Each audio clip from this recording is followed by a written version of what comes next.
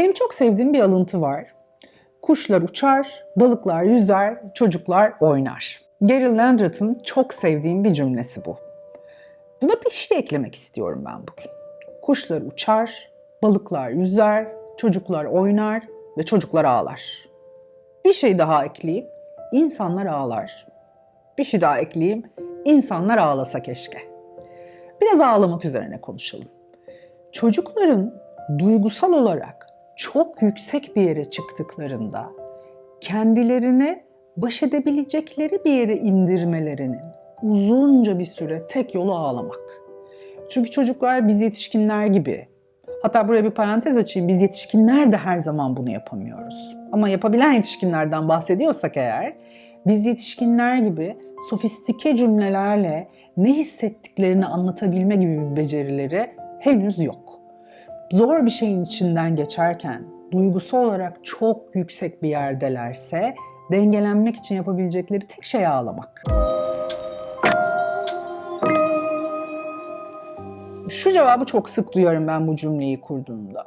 Ama hocam bizimki şımarıklıktan ağlıyor. Ama hocam bizimki istediği olmadığı için ağlıyor. İstediğini alabilmek için ağlıyor. Ben de o zaman hemen şu soruyu sormak isterim. Ağlayınca istediğini alabiliyor mu? Çünkü burası o kadar yetişkinin kontrol edebileceği bir yer ki. Bir sahne hayal edelim. Küçük bir çocuk. Bir şey istedi. Olmadı. Zorlandı. Duygusal olarak az önce bahsettiğim orası neresiyse oraya çıktı. O çıktığı yerden inebilmek için ağlamaya gerçekten ihtiyacı var. Çünkü muazzam bir duygusal gerilimin ve zorlanmanın içinde. Ağladı, ağladı, ağladı ve indi. Ve hayat devam etti. İdeal senaryo bu. Senaryoya bir de şuradan bakalım. Çocuk zorlandı ve bir yere çıktı. Çünkü neydi? İstediği olmadı. Yetişkin de ağlama dedi. Sus dedi. Alamazsın ağlayarak. Yapmayacağım. Sen hep böyle yapıyorsun. Bak kimse ağlıyor mu? Bak o oluyor mu? Bak bu oluyor mu? Bak şu. Ne oldu duygusal gerilim? Daha yukarıda bir yerde. İdeali indirmekte. Peki şuna ne dersiniz? Sen istediğin olmadığı için çok üzüldün. Bayağı zorlandın. Nasıl da ağlıyorsun? Kucağımda almak ister misin? Sarılalım mı? Ben buradayım. Ben de istediğim olmadığında üzülüyorum. Evet, zor geliyor. Gene indi. Ağlamasına izin verdim. Eşlik ettim. Kendi sinir sistemimin sükunetine ödünç verdim. Diliyorum ki sakin bir sinir sistemi var, o anda alarmda değil. Öbür senaryoya geçelim tekrar. Ağlama dedim. Çok ağlıyorsun. Kimse ağlamıyor. Ne kadar zor bir şey yaşatıyorsun şu an. Rezil olduk. Tamam al. Neyse o alamadığı için ağladığı şey. Ne oldu? Yukarıda. Ben de yukarıdayım ve çocuk istediğini aldı. Yani böyle bir bakış açısıyla aslında biz yetişkinler için en eşlikçi, en ideal, en çocuğa yardım eden tutum. Zorlandın, hoşuna gitmedi. Ağlamak serbest tatlım. Buradayım senin için mesajını vermek. Ve o ağlamaya izin vermek. Bir yetişkin olarak ben tahammül edemiyorsam o gözyaşına, ben taşıyamıyorsam, ben kapsayamıyorsam, ben tutamıyorsam çocuğun o duyguyla kalabilme, baş edebilme ve sakinleşebilme ihtimali sıfır. Bir de bunu ağladı ve yeter ki ağlamasın diye istediğini verdim senaryosunu da eklediğimizde işler bence iyice karışıyor.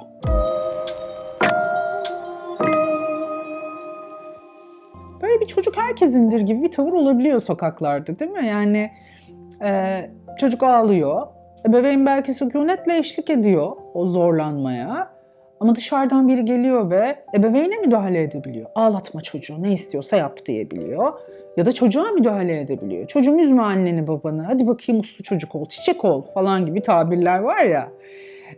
İşte buralarda aslında çocuğa öyle hissetme, öyle olma, orayı kapat. O duygunu yok say, o ihtiyacından bahsetme bile iyi fısıldamak oluyor bir bakıma. Dolayısıyla bence dışarıdan gelen bu müdahalelere yetişkinin koruyucu ve mümkünse nezaketli bir bariyer oluşturması gerekiyor. Teşekkürler, buradayım, ilgileniyorum. Teşekkürler, o şimdi biraz zorlanıyor, ağlamak serbest bizde. Teşekkürler ama o beni üzmüyor şu anda. Kendisi üzgün ve ben ona destek oluyorum gibi. Uygun bir takım cevaplar. Bunlar benim ilk anda aklıma gelenler. Daha spontan, daha farklı cevaplar da olabilir tabii ki. Yetişkinin oraya bir cevap yerleştirmesi bence çok önemli ki çocuk da aslında büyüdükçe kendi üzüntüsünü taşıyabilsin, değil mi? Üzülmekten korkan insanlar oluyor sonra. Üzülmekten, hayal kırıklığına uğramaktan, hayatın içinde bazen olumsuzlukların da olduğu kavrayışıyla devam etmekten uzak çocuklar, gençlere, gençler yetişkinlere dönüşüyor. Ağlamak söz konusu olduğunda şuraya da dikkatli bakmak ve bir başa dönmek gerekir. Hani bir örneğim vardı ya, çocuk ağlıyor ve ebeveyn ağlama, işte rezil ettin bizi, herkes bize bakıyor, yeter ama fakat al tamam dedi ve çocuğa istediğini verdi. 1, 2, 3, 4 çocuğun iç alması şu oluyor değil mi orada? Hayır dediklerinde ağlarsam alırım. Kesin bilgi. Bu sefer bir şey istediğinde çocuk bazen bunu uygun kelimelerle, cümlelerle ya da uygun bir tavırla, belki çok büyük cümleleri kurabilecek bir yaşta henüz değildir, uygun bir tavırla ifade etmek yerine otomatik bir yerden ağlamaya başlayabiliyor.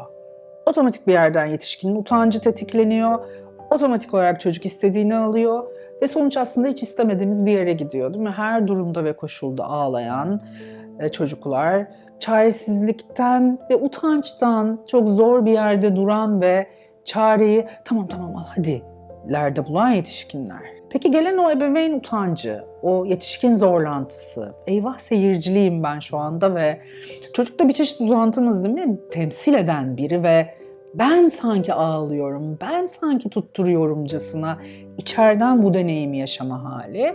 O zaman ne oluyor? Ortamda artık 2 tane 4 yaş var. Çocuğum 4 yaşında, ben de 4 yaşındayım. Çocuğum 6 yaşında, ben de 6 yaşındayım. Çocuğum ergen, ben de ergenim. Mümkünse kendime yetişkin olduğumu hatırlatacağım. O kadar göz izlerken mümkün mü? Çocuğumla özel bir alana gideceğim. Sen zorlanıyorsun, gel biz bunu içeride halledelim. Yaşına göre belki onu kucaklayarak gel biz bir içeri gidelim, gel biz bir kenara geçelim, gel biz bunu bir hallederiz seninle beraber diyebilmek. Bu bile bir yetişkin cümlesi değil mi? Bu sahneden bir inelim, seyircilerimizle bir vedalaşalım, kuliste halledelim bu meseleyi. Burası bizim özel alanımız, gel yapabiliriz diyebilmek. Bu misafirlikte bir köşe, bir oda vesaire de olabilir. Yani toparlayacak olursam çocukla aynı yaşta değiliz, biz yetişkiniz. Yetişkin utancıyla ve zorlantısıyla her istediğini verdiğim çocuk artık otomatik olarak ağlayarak istemeye başlayacaktır. Meseleyi çözümlemek için çerçevelere, kapsayıcılığa ve muhtemelen de seyircisiz bir özel alana ihtiyacımız var.